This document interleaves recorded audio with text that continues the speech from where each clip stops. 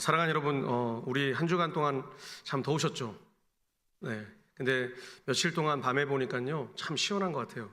저희도 이제 저희 가정에 사택의 문을 열고 이렇게 찬바람, 자연 공기를 맡으면서 이렇게 잠을 잤습니다. 그래서 참 감사했어요. 근데 하지만 이제 낮이 되면 이제 예배를 끝나서 다 드리고 이제 집에 갈 시일 때쯤 되면 굉장히 더운 바람과 열기를 만나는 폭염이 끝나진 않았습니다.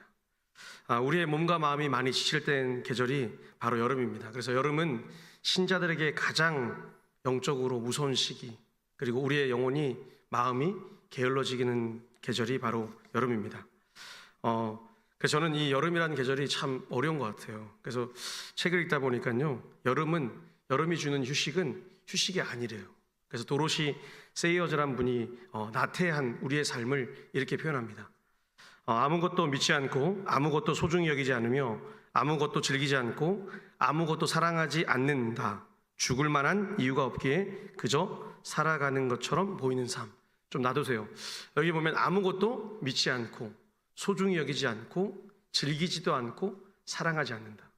오늘날 젊은 세대들이 특히 그런데 오늘날 누군가를 믿지 않고 의심하고 그리고 종교에 대한 불신도 가지게 되고 그리고 뭔가 특별하게 소중하게 여기는 것이 내 개인적인 것 외에는 공동체에 없고 특별히 즐기는 것도 없고 목표의식도 없고 살아갈 때가 참 많이 있습니다. 저는 만약에 이런 신앙 상태를 어떻게 부르고 싶냐면 소파 신앙. 우리가 소파에 누워있으면 편안하잖아요. 마음도 편안해지고 아무런 생각도 없고 그리고 리모컨을 탁 틀어서 TV를 보는 그런 모습이 우리에게 있다는 겁니다. 우리가 예배를 드리고 있습니다. 가끔 기도도 해요. 찬양도 해요. 그런데 우리의 삶 속에서 말씀을 읽고 묵상하는 훈련이 우리에게 안 돼 있는 것은 우리가 하나님 말씀을 믿습니다 그러지만 정작 우리의 삶 속에서 잘 훈련이 되지 않는 것은 우리가 그 하나님 말씀으로 믿지 않기 때문입니다. 오늘 그렇게 우리의 신앙이 무뎌져가는 신앙이 점점 사라져가는 그런 나이가 될 때 아마도 우리의 인생의 끝자락에서 여러분은 하나님을 끝까지 잘 붙잡아야 되는데 그 신앙은 정적인 것이 아니라 동적인 것입니다. 오늘 하나님 나라는 언제나 움직임을 통해서 확장돼요. 그리고 함께함을 통해서 더욱더 깊어진다는 겁니다. 그러니까 움직임을 통해서 열정을 가지고 신앙생활을 하고 그리고 함께함으로 해서 내 신앙의 깊이가 더 좋아지고 깊어지는 것, 그것이 하나님 나라를 살아가는 성도의 모습이라는 겁니다. 오늘 우리 삶을 보면서 우리가 얼마나 비전을 잃어가고 삶의 희망을 잃어가는가를 보게 됩니다. 제가 예전에 설교를 준비하면서 예전에 읽은 책의 한 예화인데요. 1980년대 미국 동부 해안가에 항상 미국은 허리케인이 많이 일어납니다. 화면이 안 바뀌네요. 네. 동부 해안가에 강력한 폭풍 허리케인이 자주 생기는데 이 허리케인이 생기면 동부나 남부의 집들이 날아가요. 나무로 된 집이니까 우리처럼 벽돌로 이렇게 쌓은 집보다는 대부분의 집들이 나무로 지었기 때문에 허리케인이 오면 집이 통째로 날아가서 마치 분쇄기에 간 것처럼 없어지는 거예요. 근데 때마침 이날에 동부의 한 어느 마을에 청년들이 낚시를 하러 나간 겁니다. 배를 타고 멀리 낚시를 하러 갔는데 갑자기 허리케인이 생긴 거예요. 그래서 해안 경비대에 구조해달라고 SOS 신호를 계속해서 보냈습니다. 근데 아무도 나가지 않는 거예요. 경비대조차도 나가지 않고.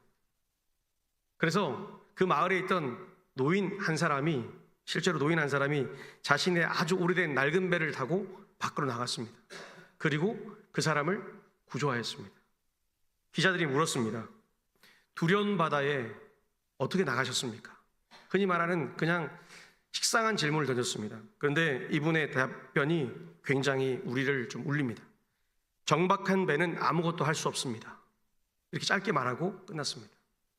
이게 오늘날 많은 기업들이 쓰는 모토 중에 하나입니다.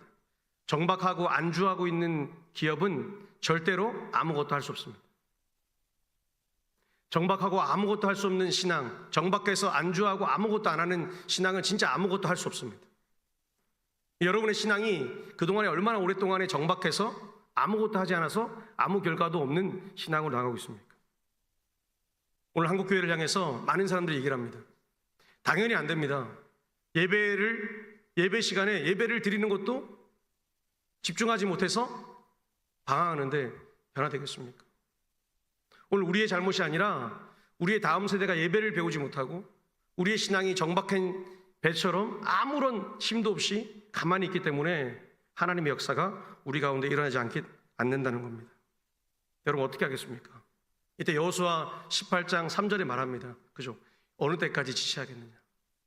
오늘 하나님께서 땅을 이미 주셨는데 그 이미 준 땅을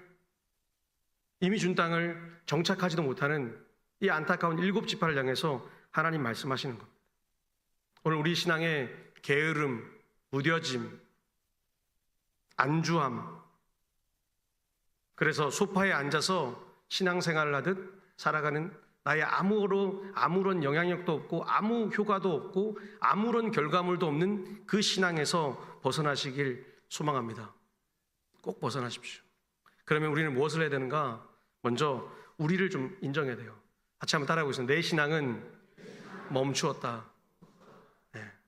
지금 3층에서 예배드리고 2층에서 예배드리는데 예배를 드리는 사람이 있고 딴짓을 하는 사람이 있습니다. 지금도요. 예배드리는 이 순간의 시간이 너무 아까운 거예요.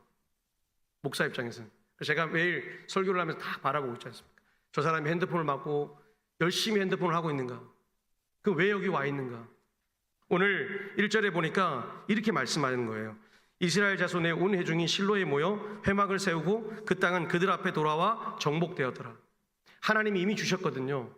부모님이 이미 주신 것, 남편이 이미 준 것, 아내가 준 것, 이미 준 걸로 통해서 다 주어졌는데 우리가 그 정복된 땅에 가서 그 땅에 정착하기가 참 쉽지 않다는 겁니다. 1절을 잘 보세요. 전쟁이 끝났습니다. 승리했어요. 예배의 회복도 이뤘습니다. 우리가 잘 아는 사사기, 열왕기, 상하를 읽으면 항상 저 장면이 등장합니다. 이스라엘 회중이 모였다라고죠. 실로에 모입니다. 그리고 이 종교 중심지에서 하나님께 예배를 드리니 하나님께서 복을 주시더라, 이런 장면이 자주 등장합니다. 하나님이 이미 많은 것을 주셨습니다.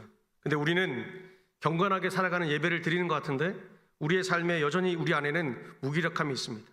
예배를 드리고 나가는 이 순간에 벌써 우리 무기력합니다. 제가 예전에 순복음교회에서 예배를 드려봤습니다.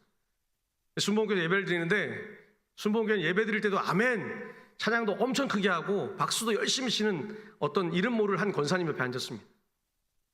근데 그 권사님이 나가자마자 뭉탱이로 된 이런 전도지를 들고 여름 한철에 전도를 막 하고 이렇게 여의도를 지나가시는 거예요.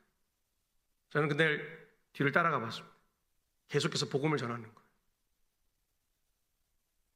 오늘 우리는 어떻습니까? 예배를 드리고 나가는 순간, 내가 예배를 드리고 나간 내 가정, 그리고 내 직장, 그 순간에 내가 보여주는 것은 아마도 성도가 아닌 세속화된, 아니면 어쩌면 세상에 사는 사람보다 못한 모습이 있을 수 있습니다. 오늘 우리는 예배를 통해서 하나님의 임재를 경험하고 말씀을 훈련받아서 세상을 변화시키고 세상에 하나님 나라를 확장하라고 하나님이 우리를 부르셨습니다. 그리고 그 일도 예수님이 이미 하셨습니다. 마하트마 간디가 그러지 않습니까? 나는 예수를 안다. 예수를 사랑한다. 성경도 사랑한다. 그러나 예수 믿는 사람들, 크리스찬들은 싫어한다. 오늘 어쩌면 이 시대를 살아가는 우리의 모습인 것 같아요. 지나간 긴 세월 동안 우리 동부교회가 걸어온 그 발자취가 영향력 없이, 아무런 영향력 없이 무뎌진 이유는 그 누구의 잘못도 아닌 우리의 잘못입니다. 오늘 그들을 향해서, 우리를 향해서 오늘 하나님이 말씀하세요. 3절입니다. 3절 같이 한번 읽어보겠습니다. 너희가 어느 때까지 지체하여 너희 조상의 하나님 여호와께서 너희에게 주신 땅 차지하러 가기를 아니하겠느냐. 여기서 지체하다는 단어가 히브리 표현에서 독특한데 가는다는 표현이 아니고요. 원래는 이게 느려지는 것, 게을러지는 것, 나태해진다는 뜻입니다. 히브리어에 간다는 단어가 따로 있는데 여기서는 지금 아니하고 있는 것. 오늘 여러분은 얼마나 게을러지고 있습니까? 내 평생의 신앙의 정점이 오늘이 돼야 될 줄 믿습니다. 오늘이 돼야 될 줄 믿습니다. 지금 벌써 지쳐 있는 거예요. 내 신앙을 내가 당연하게 하나님 앞에 말할 수 없는 거예요. 지금 하나님이 임재하셔서 예배하는 이 순간에 오늘 찬양대의 힘찬 찬양처럼 하나님 임재하여 주시옵소서라고 말을 하는데 그 하나님이 지금 나에게 이 예배 시간에 임재하시기가 두려운 거예요. 오늘 묻지 않습니까? 왜 너는 지체하고 있느냐? 왜 너는 무너진 상태로 가만히 있느냐? 오늘 하나님이 안 주셔서가 아니라 우리가 지금도 마음을 열지 못하고 하나님을 만나길 두려워하는 거예요. 스카솔저 목사님이 쓴 선 안에 갇힌 인간과 선 밖의 예수라는 책이 있습니다. 오늘 그 내용인데 제가 읽은 부분인데 한번 같이 읽었으면 좋겠습니다. 같이 읽겠습니다. 많은 그리스도인들이 하나님을 향한 열정은 줄어들고 자기 의와 비교의식은 점점 커지는 위험한 상태에 빠져 있다. 겉으로 예배하고 봉사하지만 내면은 점점 냉소적이고 무감각해지고 있다. 그들은 진리를 믿고 있지만 진리를 즐기지 않는다. 오늘 딱 우리 아닙니까? 진리를 믿습니다. 그렇죠? 여러분 표정을 한번 제가 딱 봐야 되겠습니다. 매주 저는 여러분 표정 보거든요. 예배를 드리면 행복한 거 아닙니까? 네, 좀 내려주세요. 오늘따라 이렇게 자막이 길어지네요. 네. 여러분, 예배를 드리면 지금 하나님이 얼마나 행복해 하시겠어요? 하나님이 홀로 영광 받는 시간이니까 하나님이 지금 계신데 그 하나님이 우리 안에 성령을 보내셔서 운행하시면서 각 사람마다 들어와서 뭐 하겠어요? 말씀이 선포되는 순간 그 사람들을 깨워야 되겠다. 말씀이 일어나야 되겠다. 그렇죠? 할렐루야. 그러니까 하나님이 일을 하시는 거예요. 오늘 근데 그 하나님이 오늘 우리를 향해서 보세요. 선 밖에 있는 예수, 선 안에서 우리는 선 안에 마치 교회 안에 들어와서 정말 행복하게 살아가고 누군가를 사랑하고 그렇게 얘기를 하고 있지만 오히려 선 밖에서 살아가든 이 말하는 선이 뭔지 아세요? 율법이에요. 율법. 하나님 말씀 밖에 있는 것 같은 예수님은 끊임없이 세상을 향해서 복음을 전파하고 교회를 세워가고 가난한 자를 도와가고 그 하나님의 역사를 이루어가는데 선 안에 복음 안에 교회 공동체 안에 있는 우리는 갇혀서 아무것도 못하는 겁니다. 오늘 여러분의 신앙이 어떤지 여러분 잘 알잖아요. 여러분의 신앙이 어떤지 내가 제일 잘 알잖아요. 그 지금 예배드리는 이 순간에 내가 어떤 신앙 상태로 매일매일을 살아가는지 여러분이 알잖아요. 오늘 우리는 영적 번아웃에 있습니다. 담임 목사로서 가슴 아프지만 우리 동부교회는 영적 번아웃, 냉소주의, 무기력 여기에 완전히 갇혀 있습니다. 말씀을 준비하면서 벗어나지 않는 거예요. 한 주간을 살면서 여러분이 드리는 예배 우리는 모였지만 물론 믿음이 없어서가 아니라 믿음이 있기 때문에 모였지만 우리 안에 그런 마음이 있는 겁니다. 복음을 듣고 감격했던 첫사랑도 잃어버렸고 마음이 지쳐서 누군가를 도와줄 만한 누군가를 위해 중보기도 해줄 만한 그 강력했던 나의 첫 믿음들이 다 사라진 시간입니다. 그럼 왜 우리는 멈추었는가? 세 가지로 살펴볼 수 있는데요. 말씀을 준비하면서 비전이 불확실한 거예요. 오늘 말씀을 보면요. 세 사람씩 모여서 팀워크를 짜게 한 겁니다. 교회인 거예요. 교회. 공동체. 한 사람이 할 수 없으니. 가서 확실한 비전을 가지고 일을 하라는 겁니다. 오늘 여러분들이 아무것도 못하는 이유가 뭡니까? 비전이 없기 때문에 그래요. 내가 사명자로서 받은 사명에 대한 비전이 없습니다. 그러니 그냥 신앙생활을 하는 겁니다. 근데 내가 받은 사명이 있습니다. 오늘 찬양대가 찬양을 하는데 잠깐의 변화가 있었잖아요. 그죠? 누군가가 오시고 그 누군가 함께 부르니까 그 작은 미세한 한 사람으로 인해서 누군지 모르겠지만 소리가 커지는 거예요. 깜짝 놀랐습니다. 서 있다가. 그 사람은 아마도 비전이 있는 거예요. 자기의 사명이 있습니다.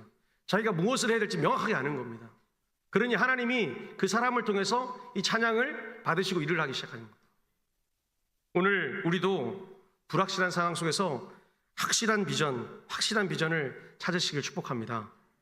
그럼 두 번째 우리가 뭐가 문제냐면요. 우리는 하나님의 임재를 너무 무감각한 거예요. 저는 감리교 교회를 가보면요. 가끔씩 예배드리면 참 놀라운 게 이번에 컨퍼런스도 가고 했지만 왜 이렇게 하나님의 임재를 이렇게 막 경험하고 자랑하고 선포하는 분들이 많은지 모르겠어요. 권사님을 만나도 그렇고 봉사하시는 집사님을 만나도 자신이 왜 이렇게 했는지 막 간증을 하시는 거예요. 다른 교회 목사 앞에서 당당하게 간증을 하면서 자신이 휴가를 내서 왔어요. 목사님, 저는 아이가 있고 막 얘기를 하시는 거예요. 대화는 너무 행복한 거예요. 사명이 확실하고 비전이 확실한데 하나님의 임재까지 확실히 경험하니까 마음껏 자랑하는 거예요. 오늘 예배를 드리고 있지만 우리 안에 하나님이 임재하시는 것, 지금도 이 순간에 하나님이 진짜 나에 임재하시는가에 대한 궁금증이 있습니다. 그리고 그것에 대한 확신이 없습니다. 왜냐하면 회막엔 모였어요. 회막, 건물에는 모였다는 거예요. 그러나 하나님 안에는 모이지 않은 거예요. 그러니 확실한 고백이 없고 확실한 임재에 대한 선포가 없는 거예요. 그러니 마음이 언제요? 바뀌는 거예요.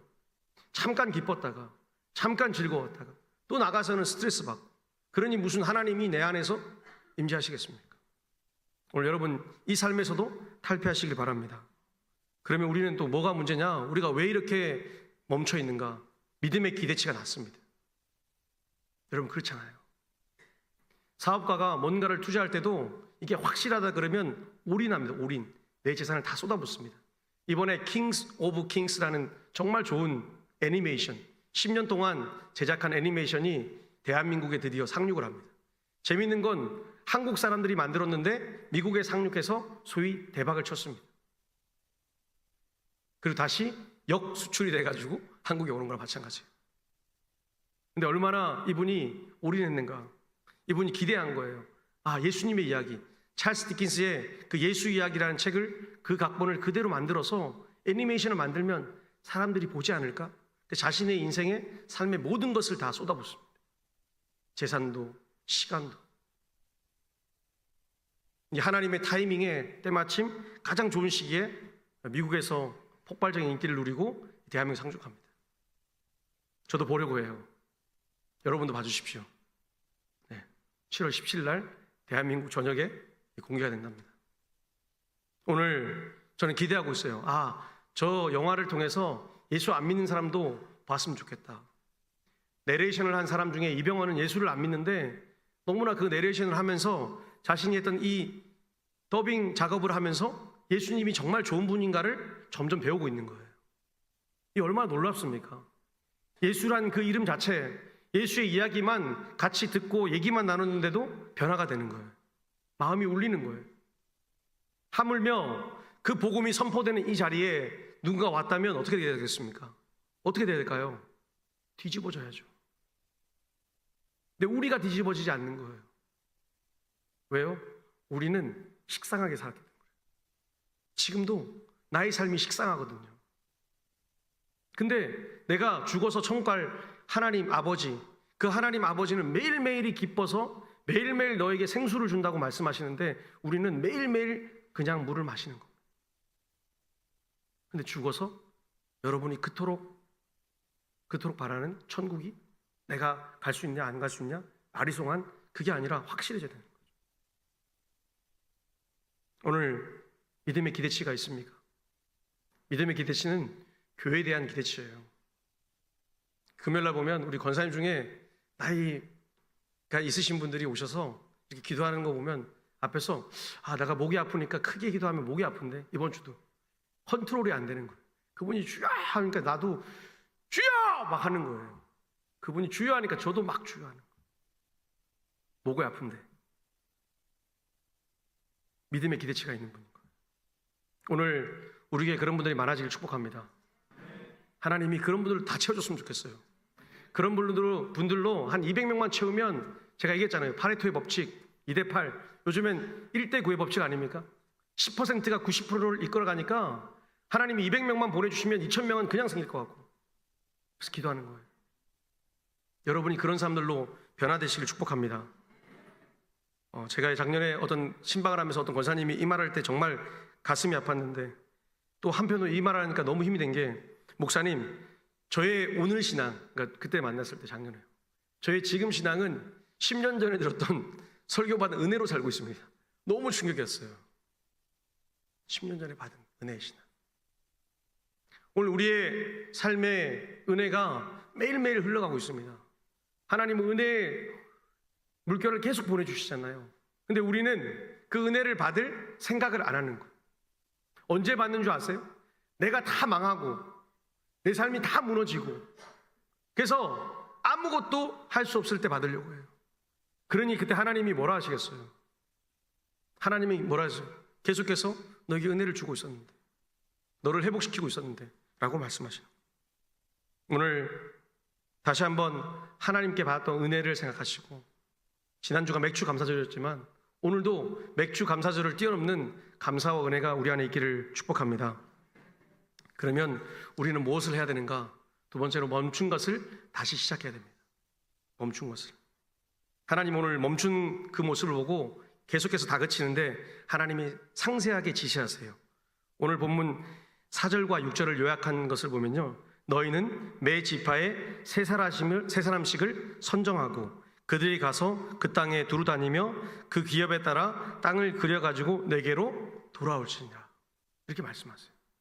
그러니까 하나님께서 정확하시잖아요. 사람을 선택해서 그 사람들 몇 명을 보낼 건지, 그리고 무엇을 해야 될 건지, 그것을 해서 마치고 돌아오면 내가 어떻게 너에게 축복할 것인지를 말하고 있습니다. 그러니까 쉽게 말하면 이제는 일어나서 행동하라는 거예요.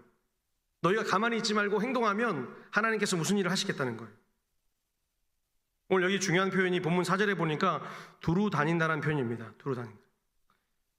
계속해서 의도적이고 반복적이고 힘 있는 일을 행동하라는 거예요.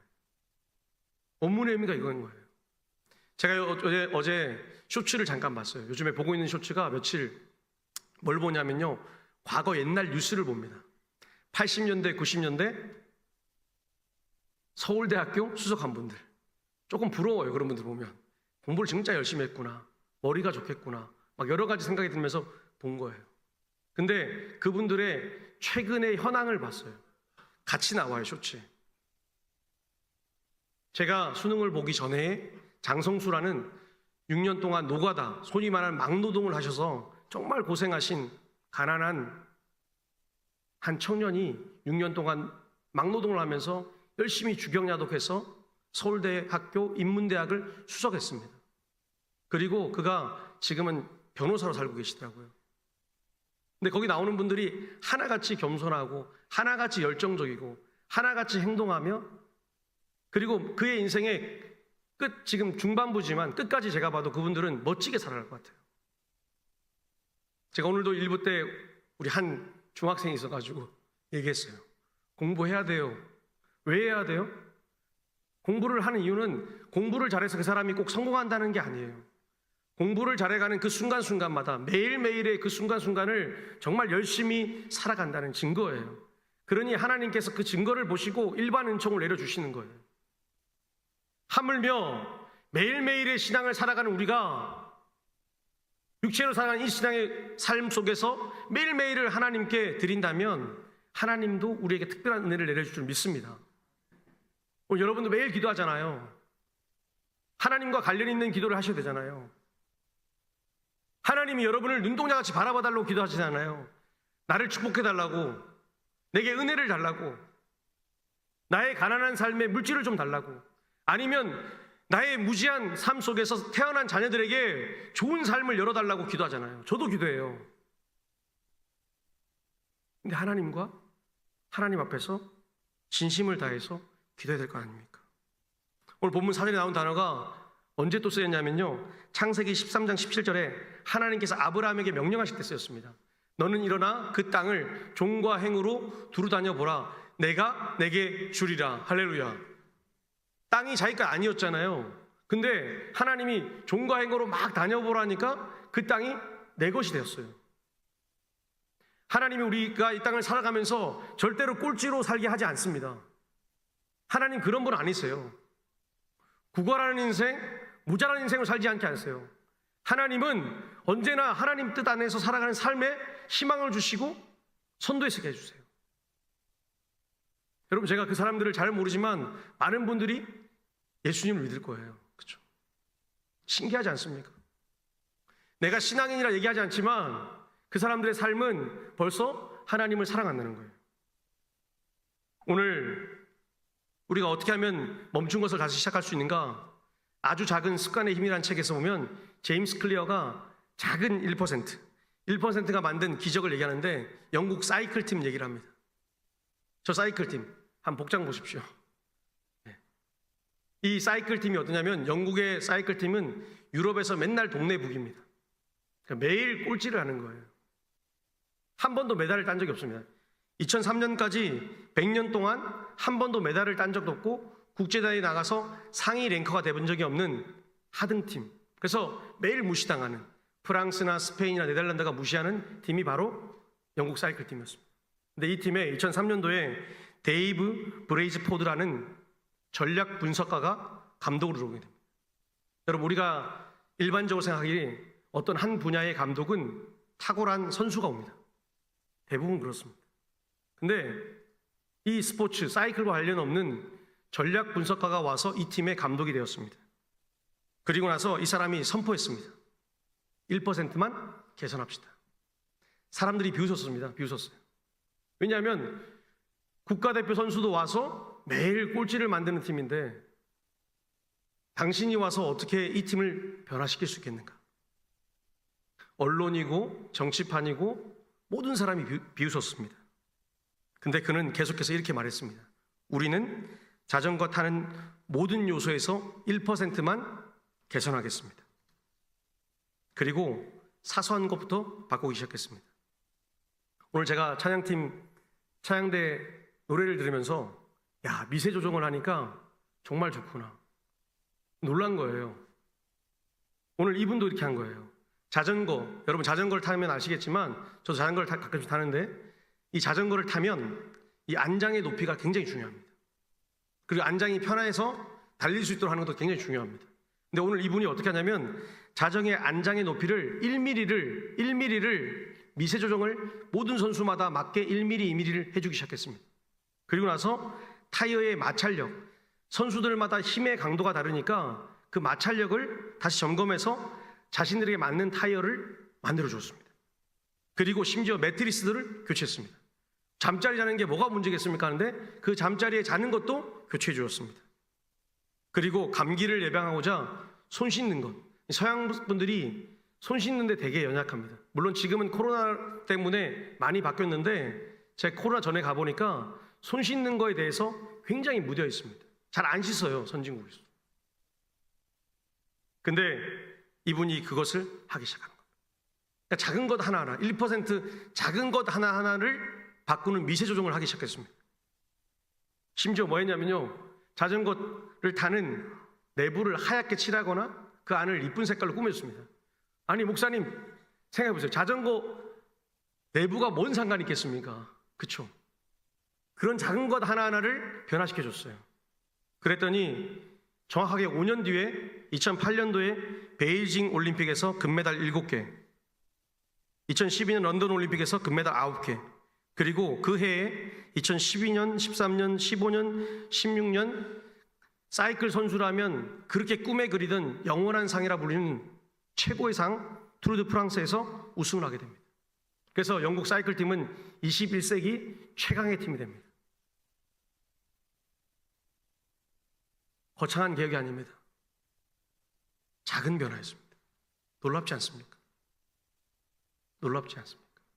돈을 투자한 것도 아니에요. 많이 투자한 것도 아니고 아주 작은 사소한 것을 변화시켰습니다. 오늘 저는 여러분에게 우리 교회의 사소한 변화를 선포하려고 합니다. 매일 특정한 시간, 내가 정한 특정한 시간, 특정한 장소, 다른 장소 절대 안 됩니다. 특정한 장소에서 5분 이상씩 기도하십시오. 5분 이상씩. 교회를 위해서, 저를 위해서, 교회를 위해서, 다음 세대를 위해서 5분 이상씩 기도하십시오. 할렐루야.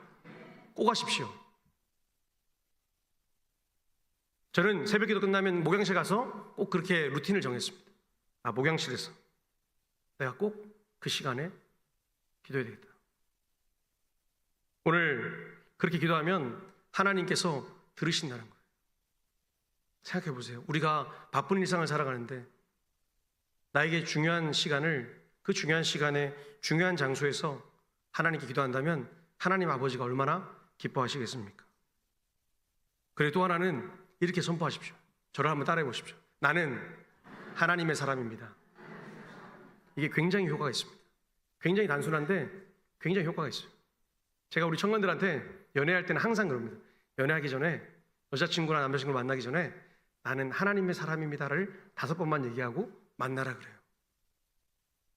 그랬더니 우리 청년 중에 하나가 그랬습니다. 남자애가 목사님 때문에 손도 못 잡았어요. 긴장이 돼가지고 나는 하나님의 사람입니다. 하나님의 사람입니다. 5번 하고 자매를 만나니까 여자친구랑 나쁜 생각이 안 든다는 거예요. 그렇죠.